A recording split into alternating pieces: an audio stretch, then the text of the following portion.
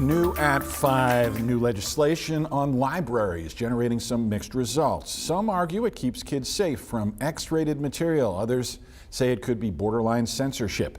TV11's Ian Russell has more from a library group planning to challenge the law and reaction from those who introduced the bill. A lot of bills saw some pretty heated debate during this year's legislative session, including some ones having to do with libraries. And here at CALS, leadership tells me they just can't get behind those bills, so they're taking this to court. I like the great things the library is able to do. Nate Coulter is asking you to not judge a book by its cover. And to be targeted and vilified and have the suggestion that somehow we're a part of a threat to your child is offensive, frankly.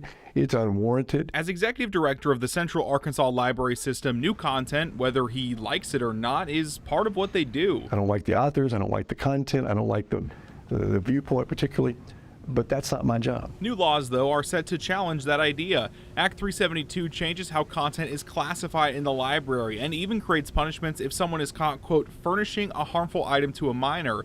It's something Coulter says is scary and could possibly even be the first domino to tip towards more people crying wolf when they don't like what's on the shelves. Frankly, harmful to our system of government, harmful to democracy to let the government wade into an issue and decide some things we won't let you see. So Coulter says they're in the process of getting a lawsuit ready to stop this, and it's something that could set the precedent statewide. While they're against the law, support is out there. Billboards pushing for this are in Saline County right now.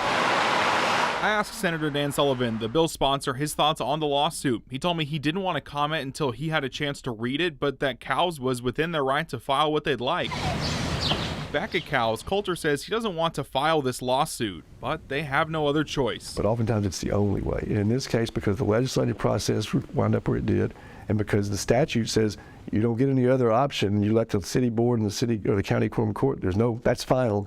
We believe a court should look at that. In Little Rock, Ian Russell, THV11 News. Ian, thank you. Now, Coulter says in 2 weeks' time, the board of CALS is going to meet again to authorize the filing of that lawsuit.